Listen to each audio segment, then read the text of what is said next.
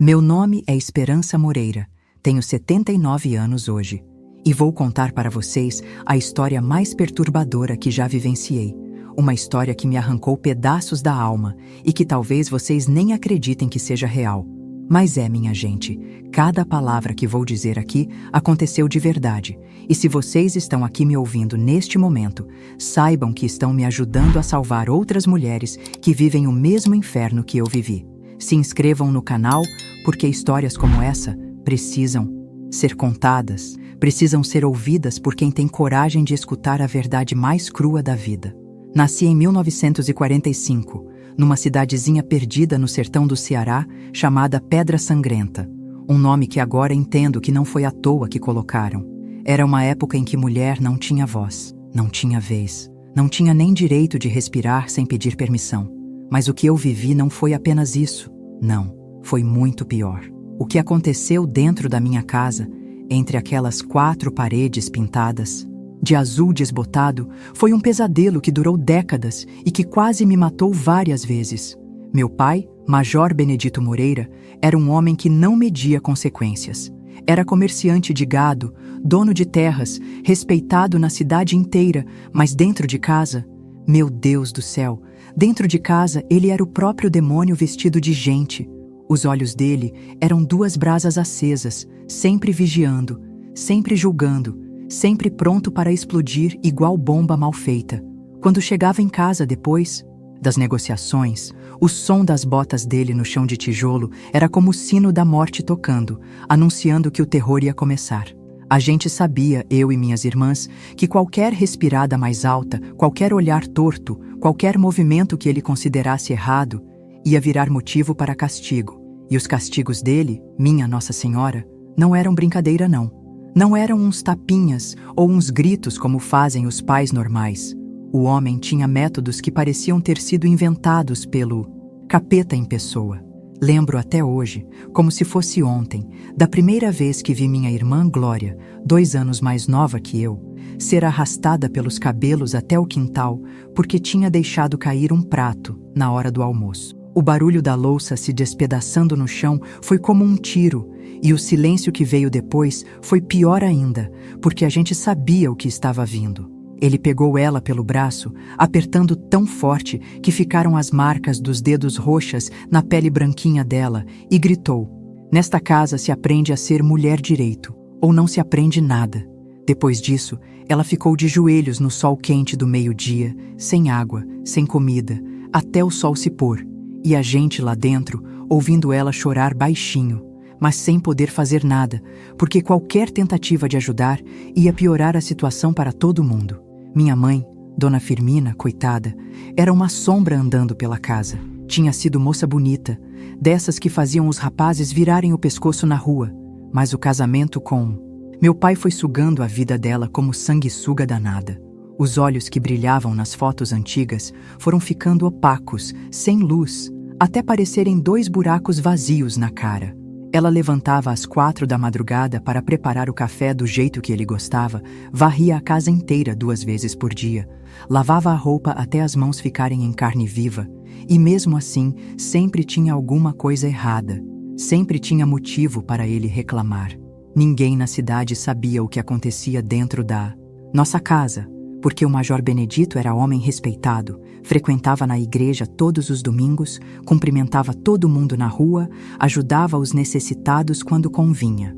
Para o povo de fora, éramos a família perfeita. O pai trabalhador e honesto, a mãe dedicada e submissa, as 4 filhas bem comportadas. Mas por trás daquela fachada bonita, a realidade era podre igual fruta estragada por dentro. Éramos 4 irmãs: Glória, a mais velha, nascida em 1943, eu que nasci em 1945. Solange, em 1947, e a caçulinha Carmen, em 1950. Cada uma desenvolveu seu jeito próprio de sobreviver naquele inferno. Glória virou muda, quase não falava palavra. Andava pela casa igual fantasma, tentando ser invisível para não chamar atenção. Solange virou rebelde quieta, guardava tudo por dentro. Mas eu via nos olhos dela uma raiva que um dia ia explodir. E Carmen, coitadinha, sendo a mais nova, sofria de um jeito diferente, porque meu pai tinha com ela uma obsessão doentia que me arrepia até hoje só de lembrar. As regras da casa eram mais rígidas que prisão de bandido perigoso. Acordávamos às 5 em ponto da manhã, sem exceção, nem domingo, nem dia santo. Tínhamos exatamente 15 minutos para estar de pé, cama arrumada, roupa do dia vestida e cabelo penteado. Ele fazia inspeção todos os dias, passando o dedo nos móveis, procurando poeira, checando se as camas estavam com os lençóis esticados direito, verificando se nossos sapatos estavam engraxados. Qualquer coisa fora do lugar virava motivo para castigo coletivo. Na mesa, o silêncio era obrigatório. Não podia mastigar alto, não podia deixar nada no prato, não podia pedir água sem antes pedir licença. Ele comia primeiro, a gente só podia começar depois que ele desse a primeira garfada e tinha que terminar ao mesmo tempo que ele, nem antes, nem depois. Se alguém demorasse demais ou comesse muito rápido, ficava sem a próxima refeição. Era uma tortura psicológica constante, um controle sobre cada respirada que a gente dava. Mas o pior de tudo eram as noites. Quando escurecia e a casa ficava quieta, começava o verdadeiro terror. Ele chamava cada uma de nós, uma por vez, para o que chamava de educação moral. Era um cubículo pequeno nos fundos da casa, sem janela, só com uma mesa, uma cadeira e uma estante cheia de livros religiosos e códigos de lei.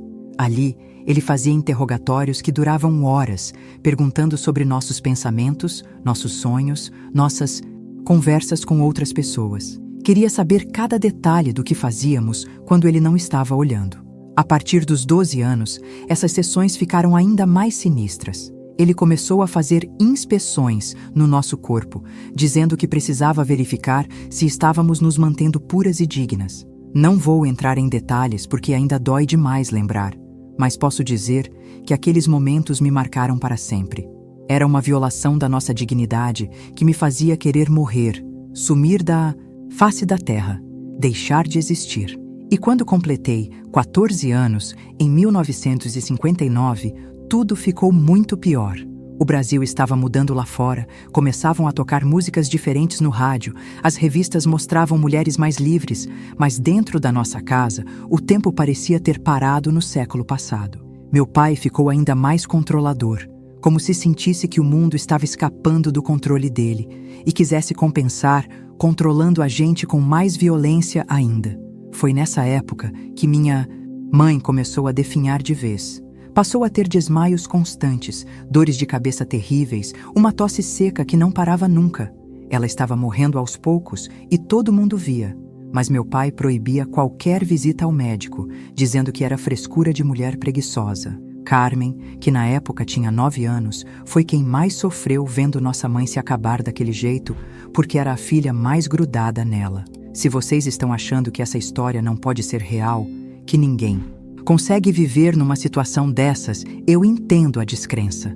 Eu mesma, às vezes, acordo de madrugada achando que foi tudo pesadelo. Mas não foi não, gente. Foi real, foi cruel e aconteceu dentro de uma casa comum, numa cidade comum, com uma família que por fora parecia normal. E isso é o que mais me assusta. Quantas meninas hoje em dia estão vivendo a mesma coisa, presas em casas que são prisões, com pais que são carrascos, sem saber que existe vida lá fora. Foi definhando igual vela derretendo devagar. O que começou como cansaço foi virando algo muito mais sério, muito mais assustador. Ela começou a falar sozinha durante a madrugada, sussurrando coisas estranhas que a gente não conseguia entender direito. Às vezes acordava gritando, suada, tremendo toda, como se tivesse visto o diabo em pessoa. E talvez tivesse visto mesmo, porque morar com meu pai era viver com o capeta dentro de casa. Durante o dia, ela fingia normalidade, fazia as tarefas domésticas como um robô quebrado, mas qualquer barulho mais alto a fazia pular igual gato assustado. Quando meu pai chegava do trabalho, o corpo inteiro dela ficava tenso, os ombros subiam, as mãos tremiam tanto que mal conseguia segurar as panelas. Era doloroso de ver, e mais doloroso ainda era saber que não podia fazer nada para ajudar, porque qualquer movimento nosso para defendê-la só piorava a situação. Uma noite, eu devia ter uns 15 anos, acordei com um barulho estranho vindo da cozinha. Levantei devagar, pisando nas pontas dos pés para não fazer barulho no assoalho que rangia, e encontrei minha mãe sentada no chão, encostada no fogão a lenha, chorando em silêncio enquanto olhava para um punhado de ervas na mão. Quando me viu, tentou esconder rapidamente, mas eu já tinha visto. Eram ervas venenosas, dessas que crescem no mato, e que todo mundo no sertão sabe que mata. Mãe, o que é isso? Perguntei, sentando no chão ao lado dela. Ela olhou para mim com aqueles olhos mortos, sem brilho, e disse uma coisa que me marcou para sempre. Esperança, minha filha. Às vezes, a única liberdade que uma mulher tem é escolher como sair deste mundo. Aquelas palavras me cortaram igual navalha afiada. Minha própria mãe estava pensando em se matar para escapar do inferno que nossa casa tinha virado. Peguei as ervas da mão dela, joguei no fogo e me sentei do lado dela o resto da madrugada, segurando sua mão fria e dizendo que a gente ia encontrar um jeito, que um dia as coisas iam mudar. Mas no fundo, eu sabia que estava mentindo. Como é que ia mudar? Como é que 4 meninas e uma mulher completamente quebrada iam conseguir escapar de um homem que controlava tudo na cidade, que tinha amigos poderosos, que era respeitado por todo mundo? Foi nessa época que descobri algo que mudou minha vida para sempre. Nossa vizinha, Dona Benedita, era uma mulher já idosa que morava sozinha depois que o marido tinha morrido. Ela tinha notado o que acontecia na nossa casa, porque as paredes eram finas e os gritos do meu pai às vezes atravessavam. Um dia, quando meu pai tinha viajado para comprar gado numa cidade distante, ela veio até nossa casa com uma desculpa qualquer e, quando ficou sozinha comigo no quintal, me entregou um pequeno livro embrulhado em pano. Menina, ela disse baixinho, olhando para os lados para ter certeza de que ninguém estava ouvindo. Esse livro aqui mudou minha vida quando eu era nova. Leia escondido e, quando terminar, passe para suas irmãs. Mas cuidado, viu? Se seu pai descobrir, vai ser o fim do mundo. O livro era pequeno, capa simples, e falava sobre histórias de mulheres que tinham conseguido mudar suas vidas, que tinham encontrado forças que nem sabiam que existiam dentro delas. Sabe, é engraçado como algo tão simples quanto um livro pode ser uma arma poderosa contra a opressão. Naquele livro, havia histórias de mulheres que enfrentaram situações parecidas com a nossa, algumas até piores, e conseguiram sair. Conseguiram reconstruir suas vidas. Era como se cada página fosse uma janela se abrindo num quarto escuro, mostrando que existia luz lá fora. E vocês sabem o que mais me ajudou nessa época? Foram as orações, foi buscar força nas escrituras sagradas. Quando tudo parecia perdido, quando a escuridão tomava conta de tudo, eu encontrava esperança lendo os versículos que falavam sobre libertação, sobre Deus ouvindo o clamor dos oprimidos. Se vocês também estão passando por momentos difíceis e querem ter essa fonte de força sempre por perto, deixei o link de uma Bíblia muito especial no comentário fixo aqui embaixo, uma que tem me acompanhado em todos esses anos. Li aquele livro escondido durante meses, sempre que meu pai saía de casa. Depois passei para a Glória, que leu e passou para Solange, e assim por diante. Foi como se uma semente de rebeldia tivesse sido plantada em cada uma de nós, crescendo devagar, mas crescendo. Começamos a olhar uma para a outra de forma diferente. Começamos a perceber que não éramos as únicas a sofrer, que havia outras mulheres no mundo passando pela mesma coisa. Solange foi a primeira a começar a questionar abertamente. Ela tinha 17 anos e um fogo dentro dos olhos que nem mesmo o medo conseguia apagar completamente. Durante os jantares silenciosos, ela começou a fazer perguntas aparentemente inocentes. Pai, por que as mulheres não podem ter opinião? Ou, por que só os homens podem decidir sobre a vida das mulheres? Meu pai ficava vermelho de raiva, mas não podia explodir na frente de todo mundo. Então, segurava a ira para descontar depois, nos castigos noturnos que ficaram ainda mais violentos. A situação em casa foi ficando insustentável. Meu pai parecia sentir que estava perdendo o controle, que alguma coisa estava mudando, e isso o deixava mais perigoso que cobra acuada. Os castigos viraram mais frequentes, mais criativos, mais humilhantes. Ele começou a usar métodos que eu nem quero descrever aqui, porque são traumáticos demais até para quem já passou por tanta coisa. Foi quando Carmen, nossa irmã caçula, começou a apresentar sinais estranhos. Ela tinha 13 anos e de repente parou de falar, parou de comer direito, começou a ter pesadelos todas as noites. Acordava gritando, suada, dizendo coisas sem sentido sobre o homem das botas pretas que vinha buscar ela durante o sono. Era óbvio que alguma coisa muito grave estava acontecendo com ela, mas meu pai proibia qualquer conversa sobre o assunto. Uma tarde, quando ele tinha saído para resolver negócios na cidade, encontrei Carmen no quintal, sentada embaixo da goiabeira, desenhando coisas estranhas na terra com um graveto. Eram desenhos perturbadores, figuras humanas machucadas, casas queimando, pessoas correndo. Quando perguntei o que significavam aqueles desenhos, ela me olhou com uns olhos tão assombrados que me deu um arrepio na espinha. Esperança, ela disse com uma voz que não parecia de criança de 13 anos. Eu sonho toda noite que nossa casa pega fogo e a gente consegue sair correndo.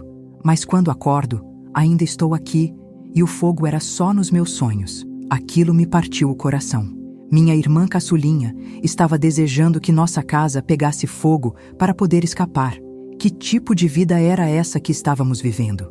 Naquela mesma noite, depois que todo mundo dormiu, as 4 irmãs se reuniram no quarto que dividíamos. Foi a primeira vez que conversamos abertamente sobre nossa situação, sobre o medo constante, sobre os castigos, sobre a vontade de sumir da face da terra. Glória, que quase nunca falava, disse uma coisa que nunca vou esquecer. Gente, ou a gente morre aqui dentro, ou a gente arranja um jeito de sair. Não tem meio termo. Era verdade. Nossa situação estava chegando num ponto sem volta, onde ficar significava morrer aos poucos e sair significava enfrentar consequências que podiam ser até piores. Foi nessa conversa que decidimos começar a planejar nossa fuga. Não sabíamos como, não sabíamos quando, mas sabíamos que precisávamos tentar. O livro que Dona Benedita tinha me dado falava sobre redes de apoio, sobre mulheres que ajudavam outras mulheres a escapar de situações de violência. Precisávamos descobrir se existia algo assim na nossa região, se havia alguém disposto a nos ajudar. A partir daquele dia, cada uma de nós passou a observar tudo com outros olhos. Prestávamos atenção nos horários do meu pai, nas suas viagens, nos momentos em que ficávamos sozinhas. Começamos a economizar dinheiro, pegando uns trocados aqui e ali quando sobrava das compras. Era pouco, muito pouco, mas era um começo. E o mais importante, começamos a conversar com nossa mãe sobre a possibilidade de fugir todas juntas. Inicialmente, ela ficou apavorada com a ideia. Disse que era loucura, que meu pai nos encontraria e faria coisas piores ainda conosco. Mas aos poucos, vendo o estado em que Carmen estava, vendo que todas nós estávamos definhando, ela começou a considerar a possibilidade. Meninas, ela disse numa dessas conversas secretas, se vocês acham que conseguem, se vocês realmente acreditam que é possível, então vamos tentar. Porque do jeito que estamos, todas nós vamos morrer aqui dentro mesmo. Glória, minha irmã mais velha, que sempre foi a mais quieta, a mais submissa, a que nunca dava trabalho, simplesmente desapareceu numa manhã de sexta-feira. Quando acordamos, a cama dela estava vazia. As roupas que costumava usar estavam todas no armário, mas ela tinha sumido como fumaça no vento. Meu pai ficou possesso, literalmente possesso. Nunca vi um ser humano ficar tão transtornado, tão fora de si.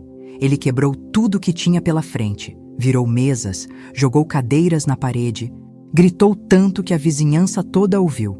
Depois pegou a arma e saiu de casa jurando por todos os santos que ia encontrar Glória e trazer ela de volta, nem que fosse o último ato da vida dele. O mais aterrorizante era saber que ele falava sério, que era capaz de matar a própria filha por ela ter desobedecido. Passamos 3 dias e 3 noites sem saber o paradeiro dele. 3 dias de um silêncio estranho na casa, como se estivéssemos no olho do furacão, esperando a tempestade voltar, com força total. Minha mãe ficou ainda mais doente, vomitando, tremendo, falando que ia ser culpada da morte de Glória. Carmen não parava de chorar, e Solange caminhava pela casa igual leoa enjaulada, furiosa, planejando alguma coisa que a gente não sabia o que era. Quando meu pai voltou, estava irreconhecível.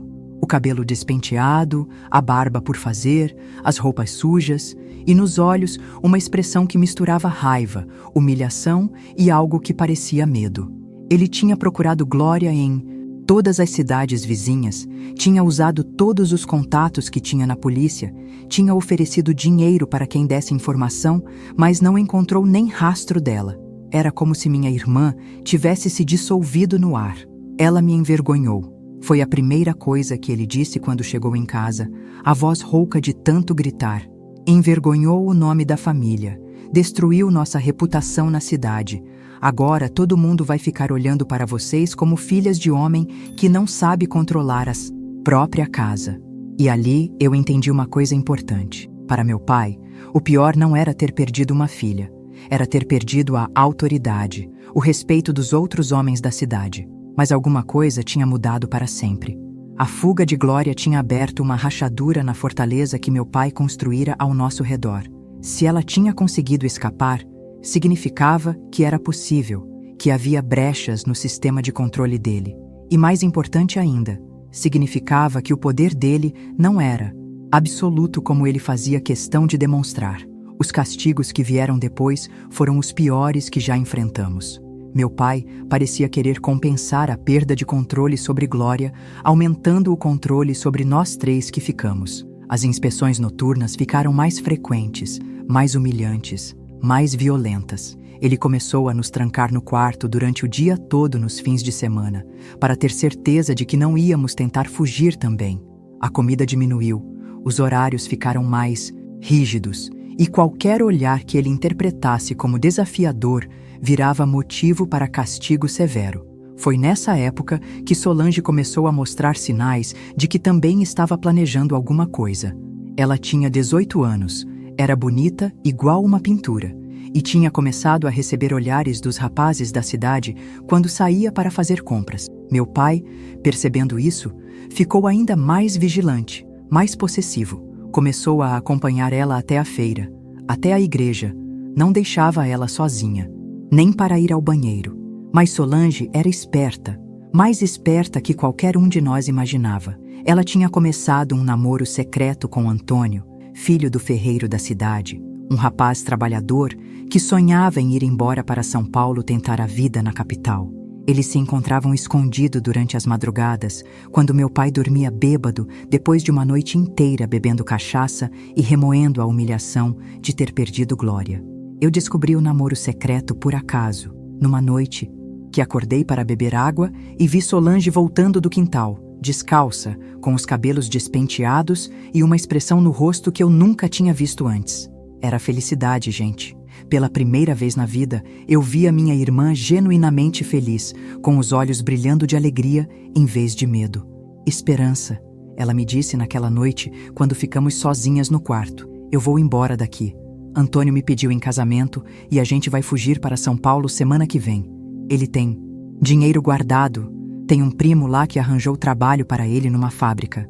O coração disparou no meu peito. Minha segunda irmã também ia nos abandonar, ia nos deixar ainda mais vulneráveis aos ataques de meu pai. E a gente? Perguntei, tentando não chorar. O que vai ser de mim, de Carmen e da mamãe? Solange me olhou com uma tristeza profunda nos olhos, mas também com uma determinação que eu conhecia bem. Vocês vão ter que encontrar o próprio caminho de vocês, ela disse. Eu não posso salvar todo mundo, Esperança. Mal estou conseguindo salvar a mim mesma. Naquela semana, cada dia que passava era uma agonia.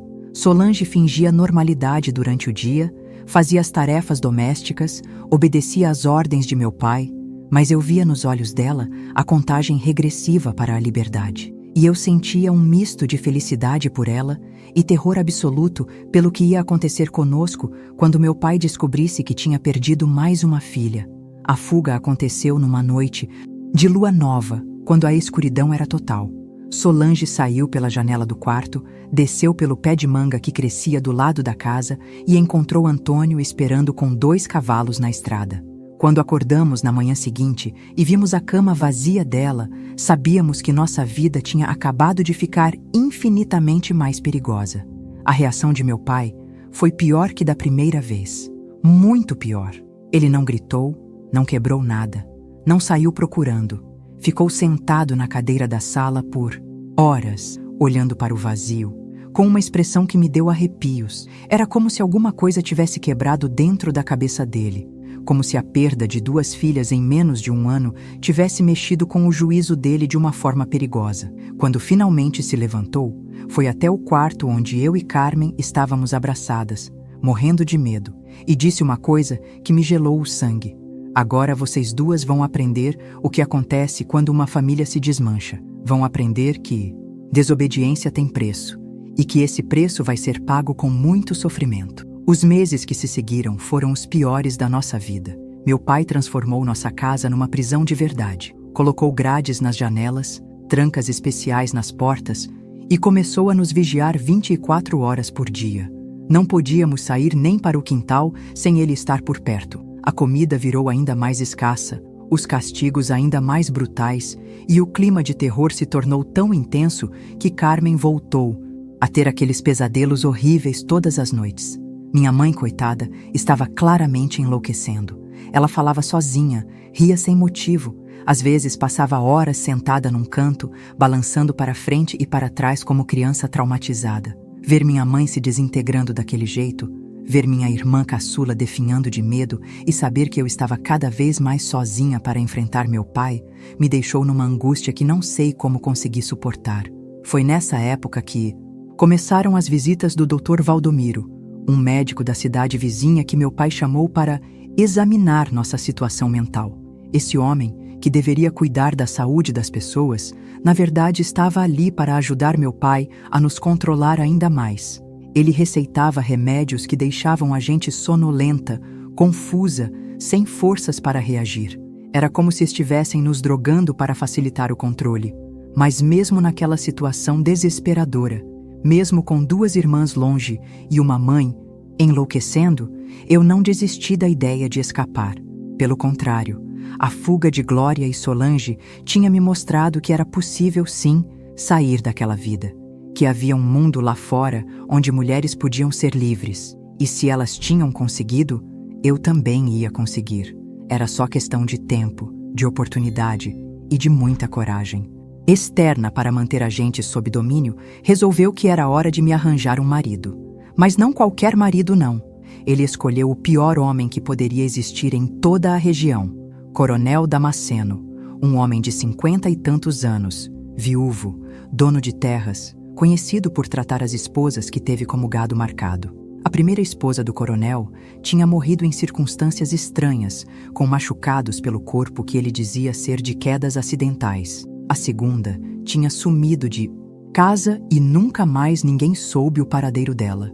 E agora eu, com 20 anos, ia ser entregue de bandeja para aquele monstro, como se fosse mercadoria vendida no mercado. Quando meu pai me contou sobre o arranjo, sentado na sala com aquele sorriso cruel que eu conhecia tão bem, senti como se o chão tivesse se aberto embaixo dos meus pés. Esperança, ele disse, saboreando cada palavra.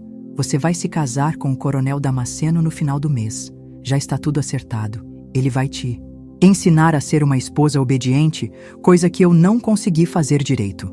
A maldade naquelas palavras, a satisfação que ele sentia em me entregar para outro homem violento, me fez entender que meu pai não era apenas controlador. Ele era sádico, gostava do sofrimento que causava. Naquela mesma noite, quando a casa ficou em silêncio, eu e Carmen conversamos sobre nossa situação. Ela tinha 17 anos agora, estava crescida, mas o terror constante tinha deixado marcas profundas nela. Falava pouco, comia pouco, vivia sobressaltada com qualquer barulho. Ver minha irmãzinha daquele jeito partia meu coração, mas também me dava força para tomar a decisão mais importante da minha vida. Carmen, eu disse, segurando as mãos frias dela, eu vou fugir antes do casamento, e você vem comigo. Ela me olhou com os olhos arregalados, uma mistura de esperança e terror absoluto. Esperança, ele vai nos matar se a gente tentar e não conseguir. Ela sussurrou. Ele vai fazer. Coisa pior que a morte com a gente. Era verdade. E nós duas sabíamos disso. Mas também sabíamos que ficar significava uma morte lenta e dolorosa de qualquer jeito. Foi então que aconteceu algo que até hoje não sei se foi coincidência ou intervenção divina. Dona Benedita, nossa vizinha que tinha me dado o livro anos atrás, apareceu na nossa casa numa tarde quando meu pai tinha saído para acertar os últimos detalhes do meu casamento. Ela chegou fingindo que queria pedir açúcar, emprestado, mas quando ficou sozinha comigo na cozinha, me entregou um pequeno papel dobrado. Menina, ela disse baixinho, uma das suas irmãs mandou isso aqui para você. Meu coração quase parou. Era uma carta de Glória. Ela estava viva, estava bem e tinha conseguido chegar até Fortaleza, onde trabalhava numa casa de família rica como governanta. Na carta, ela dizia que tinha conseguido se estabelecer, que ganhava dinheiro próprio e que podia ajudar, se eu quisesse fugir também. Mas o mais importante estava no final da carta. Ela tinha descoberto uma rede de mulheres que ajudavam outras mulheres a escapar de situações de violência. Eram freiras, professoras, senhoras da sociedade que, em segredo, mantinham casas de abrigo em várias cidades. E havia uma dessas casas justamente em Sobral, a apenas 2 horas de viagem da nossa cidade. A partir daquele momento, cada segundo que passava era precioso. O casamento estava marcado para o final do mês. Faltavam apenas 2 semanas. Precisava planejar tudo nos mínimos detalhes, porque só ia ter uma chance. E se errasse, as consequências seriam terríveis demais para imaginar. Comecei a observar a rotina de meu pai com ainda mais atenção. Toda terça-feira ele viajava para a cidade vizinha resolver negócios e só voltava no final da tarde. Era a única janela de oportunidade que tínhamos. Na terça-feira seguinte, quando ele saísse de casa, eu e Carmen íamos tentar nossa fuga. Mas primeiro, precisava resolver a situação da nossa mãe. Ela estava num estado mental tão delicado que não sabia se aguentaria a viagem, se conseguiria se adaptar a uma vida nova longe de casa. Uma noite, depois que Carmen dormiu, sentei ao lado da cama onde minha mãe estava deitada, olhando para o teto com aqueles olhos vazios, e contei tudo, sobre as cartas de Glória, sobre o plano de fuga, sobre a casa de abrigo em Sobral. Para minha surpresa, os olhos dela se encheram de lágrimas, mas não. Eram lágrimas de desespero. Eram lágrimas de alívio. Minha filha, ela disse, a voz trêmula mas determinada. Eu passei a vida inteira esperando por esse momento, esperando que uma de vocês tivesse coragem de fazer o que eu nunca consegui fazer. Naquela hora, entendi que minha mãe não estava louca. Ela estava fingindo loucura como mecanismo de proteção, como forma de suportar o insuportável. Na segunda-feira, véspera da nossa fuga, aconteceu algo que quase destruiu todos os nossos planos. Meu pai chegou em casa mais cedo que o normal, com uma expressão estranha no rosto. Ele tinha ouvido boatos na cidade sobre mulheres ajudando outras mulheres a fugir dos maridos e estava desconfiado. Passou o resto do dia nos vigiando de perto, fazendo perguntas estranhas, procurando sinais de que estávamos tramando alguma coisa. À noite, durante o jantar silencioso de sempre, ele anunciou uma mudança de planos que me fez o sangue gelar. Esperança, ele disse sem levantar os olhos do prato. Conversei com o coronel Damasceno hoje. Ele está ansioso demais para esperar até o final do mês. O casamento vai ser amanhã mesmo, na Igreja do Rosário, às 3 horas da tarde. O mundo desabou na minha cabeça. Nossa fuga estava marcada para a manhã seguinte, mas se o casamento fosse à tarde, não ia dar tempo de chegar em Sobral antes que descobrissem nosso sumiço. E pior, se eu casasse com o coronel, nunca mais ia ter chance de escapar. Ele ia me levar para a fazenda dele, longe de tudo e de todos, e lá eu ia virar propriedade dele até morrer. Naquela noite, não dormi nem um minuto.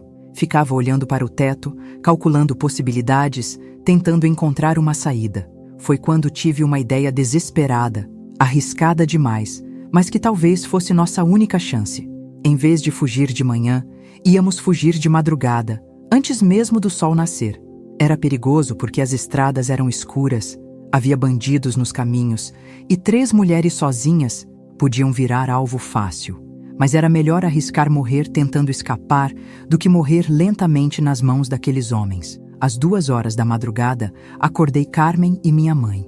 Tínhamos preparado uma trouxinha pequena com algumas roupas e o pouco dinheiro que conseguimos juntar ao longo dos anos. Saímos pela janela do quarto, descemos pelo mesmo pé de manga que Solange tinha usado na fuga dela e caminhamos em silêncio absoluto até a estrada. A caminhada até Sobral foi a mais longa e aterrorizante da minha vida. A cada barulho na mata, a cada sombra estranha, achávamos que era meu pai vindo atrás de nós. Carmen chorava baixinho de medo e cansaço. Minha mãe caminhava como fantasma e eu tentava ser forte para todas nós, embora estivesse morrendo de terror por dentro. Quando finalmente chegamos em Sobral, já era meio-dia. Procuramos a casa que Glória tinha indicado na carta. Uma construção simples na periferia da cidade, com uma placa pequena escrita Lar, das Irmãs da Misericórdia. Quando batemos na porta, uma freira idosa atendeu, olhou para nosso estado deplorável e, sem fazer perguntas, nos levou para dentro. Se vocês chegaram até aqui comigo nessa história, é porque realmente se importam com o sofrimento das mulheres. É porque acreditam que todas merecem viver livres da violência. Por favor, se inscrevam no canal, compartilhem essa história, porque ainda hoje, neste exato momento, existem mulheres passando pelo mesmo que eu passei. E vocês, contando essa história para outras pessoas, podem salvar vidas. Eu sei que pode parecer exagero, mas não é não. Uma palavra de apoio, uma informação sobre onde buscar ajuda, pode ser a diferença entre a vida e a morte para uma mulher em situação de violência. Aquela casa das Irmãs da Misericórdia era pequena, simples, mas para nós representava o paraíso na terra. Pela primeira vez em anos, conseguimos dormir sem medo de ser acordadas por gritos, por castigos, por humilhações. A irmã Dulce, que nos recebeu, era uma mulher de uns 60 anos, baixinha, mas com uma força interior que impressionava. Ela cuidou de nós como se fôssemos suas próprias filhas. Deu comida, roupa limpa, remédio para minha mãe e, principalmente, nos deu algo que não tínhamos há muito tempo: esperança. Mas nossa paz durou apenas 3 dias. Na quinta-feira de manhã, enquanto ajudava a irmã Dulce na cozinha, escutei um barulho de cavalos parando na frente da casa. Olhei pela janela e meu sangue gelou. Era meu pai, acompanhado pelo coronel Damasceno e mais 2 homens armados. Eles tinham nos encontrado. "Irmã!" gritei em desespero. "Ele chegou! Meu pai está aqui!" A irmã Dulce não perdeu a compostura nem por um segundo. Rapidamente, nos escondeu no porão da casa, num espaço apertado embaixo do assoalho, e colocou um tapete por cima do alçapão. "Fiquem quietas", sussurrou. "Não façam barulho nenhum. Aconteça o que acontecer."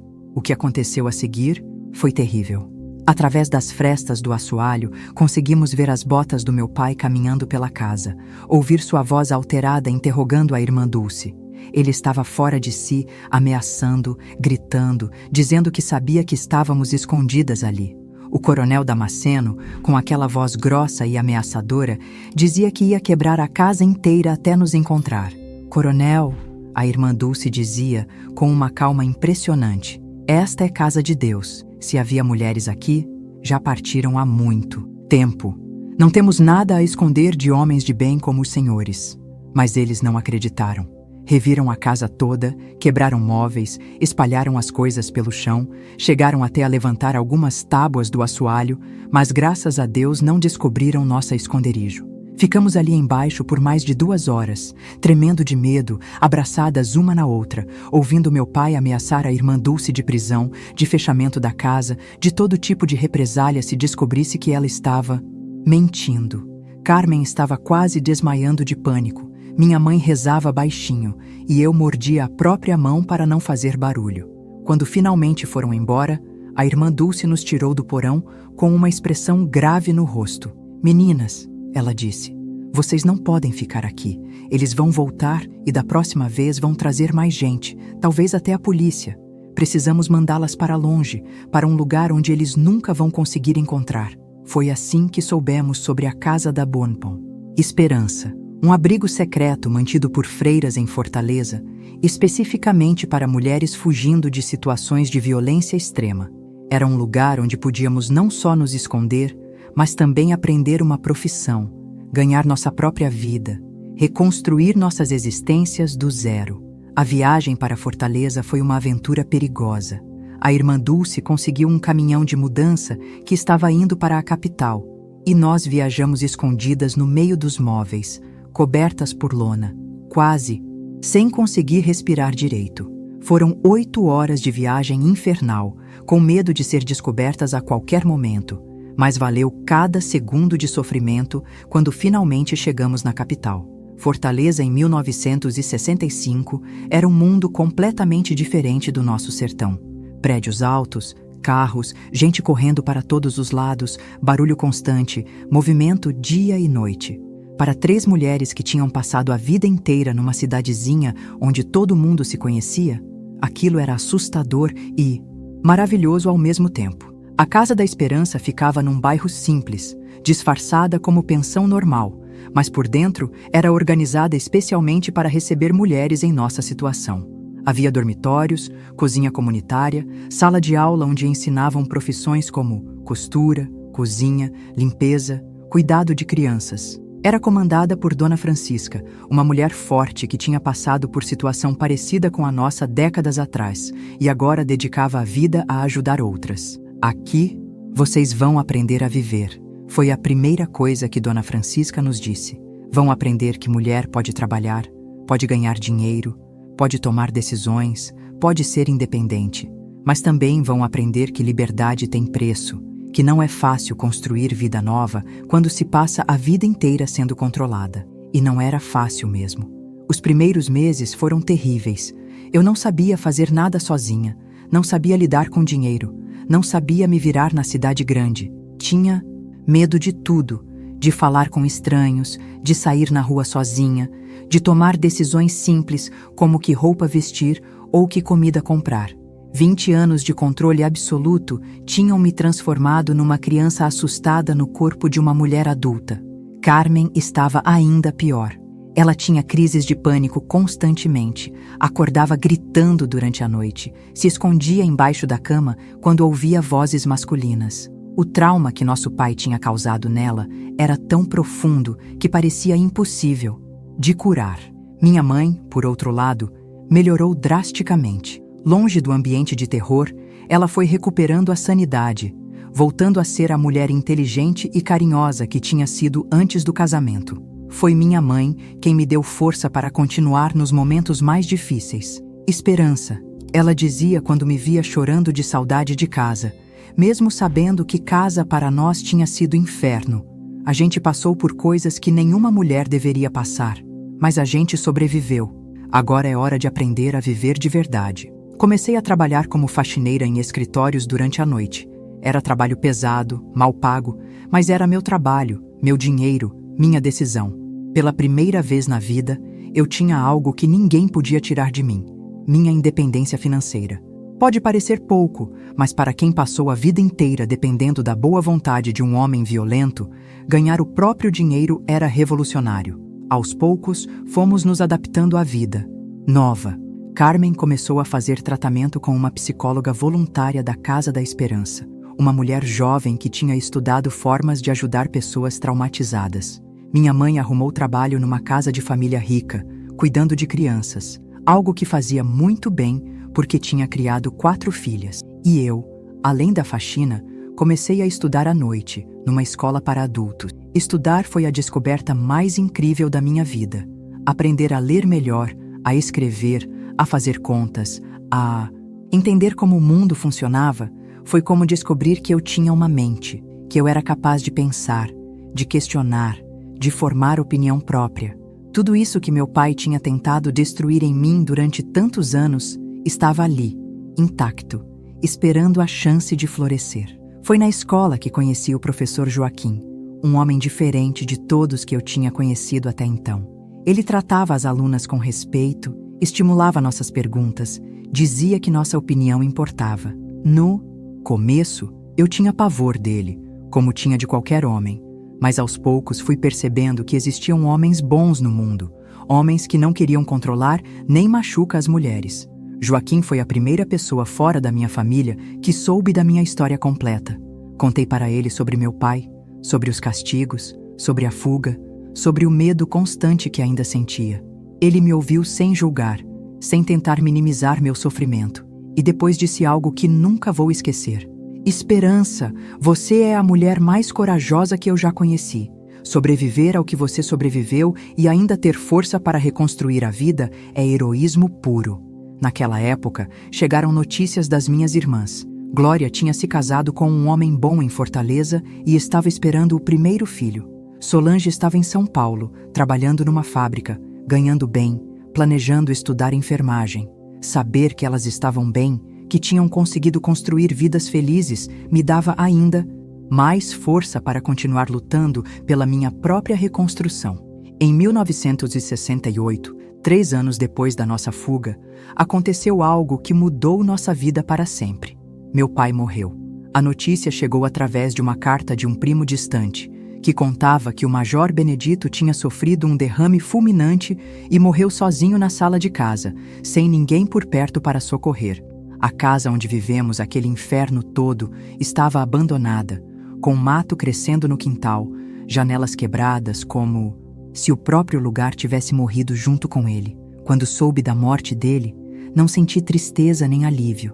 Senti uma coisa estranha, como se uma parte muito pesada da minha alma tivesse sido arrancada de repente. Durante tantos anos, meu pai foi o monstro que dominava meus pesadelos, o medo que controlava cada decisão que eu tomava. E de repente, ele não existia mais. O tirano que parecia indestrutível tinha virado pó, e eu estava viva, livre, reconstruindo minha existência do meu jeito. Nessa época, eu já estava casada com Joaquim há 2 anos. Nosso casamento foi diferente de tudo que eu conhecia sobre relacionamentos. Ele me pediu em casamento depois de 2 anos de namoro respeitoso, sempre me tratando como igual, sempre pedindo minha opinião sobre tudo. No nosso casamento, que foi simples, só com as pessoas mais chegadas, eu usei um vestido que eu mesma escolhi, numa cerimônia que nós 2 planejamos juntos. Joaquim me ensinou que amor não é controle, que casamento não é prisão, que homem de verdade é aquele que quer ver a mulher dele crescer, prosperar, ser feliz. Com ele, aprendi a tomar decisões sobre minha própria vida. Aprendi que minha opinião importava, que eu podia discordar sem ser castigada, que eu podia ter sonhos próprios e lutar para realizar eles. Em 1970, nasceu nossa primeira filha, Maria da Conceição. Quando segurei ela nos braços pela primeira vez, chorei tanto que a enfermeira ficou preocupada, achando que era tristeza. Mas não era tristeza, não. Era uma felicidade tão grande que não cabia dentro do peito. Eu estava segurando nos braços uma menina que ia crescer livre, que ia poder escolher o próprio destino, que nunca ia passar pelo que eu passei. Desde pequenininha, Maria da Conceição foi criada de forma completamente diferente da que eu fui. Ela podia brincar na rua, podia falar alto, podia ter opinião, podia sonhar com qualquer profissão que quisesse. Quando fez 5 anos e me perguntou se podia ser piloto de avião quando crescesse, eu disse: "Claro que pode, minha filha. Você pode ser tudo o que quiser na vida." Carmen também se recuperou com o tempo. Foi um processo longo, difícil, com muitas recaídas, muitas noites de pesadelo, muito trabalho com psicólogos. Mas ela conseguiu.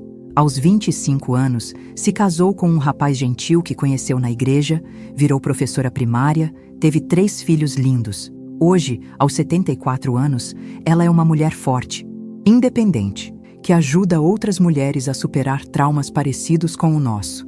Minha mãe viveu conosco até morrer, aos 78 anos, de causas naturais, cercada de amor, de carinho, de netos que a adoravam.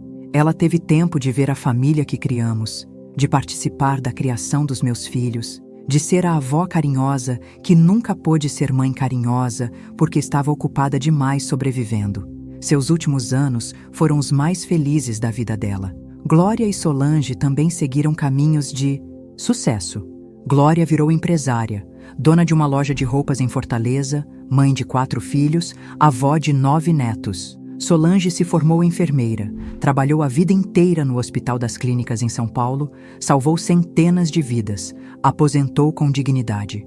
As 4 irmãs que saíram daquele inferno conseguiram, cada uma do seu jeito, construir vidas dignas, prósperas, felizes. Eu tive mais 3 filhos depois de Maria da Conceição: Joaquim Filho, Ana Beatriz e Pedro Paulo.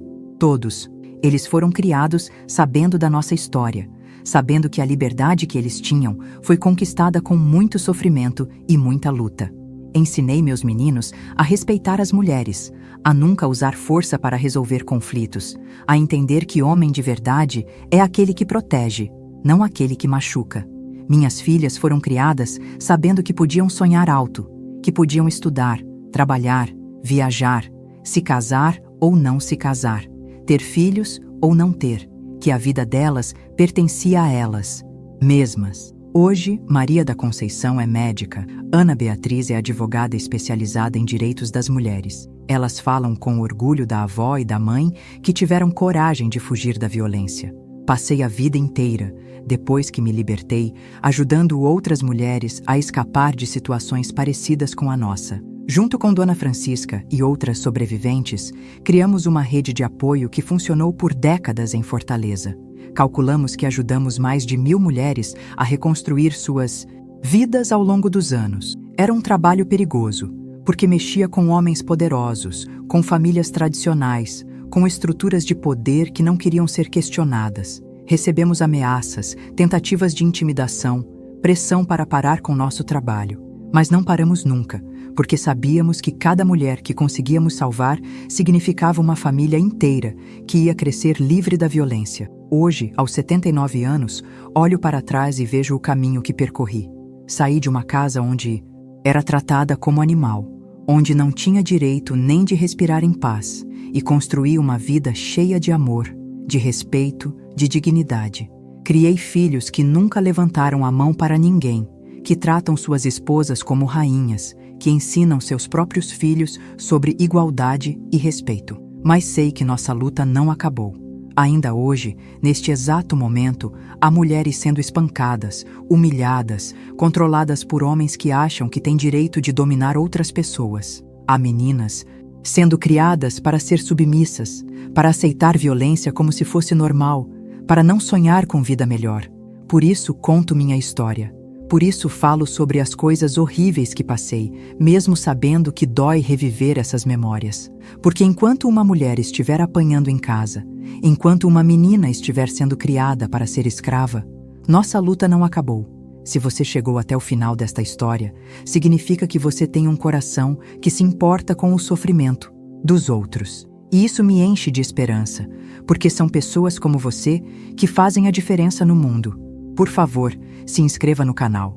Não apenas porque isso me ajuda, mas porque você vai estar ajudando outras mulheres que precisam ouvir que é possível escapar, que é possível recomeçar, que é possível ser feliz. Compartilhe nossa história com suas amigas, suas filhas, suas irmãs. Conte para elas que não existe amor que machuca, que não existe casamento que prende, que não existe tradição que justifica violência.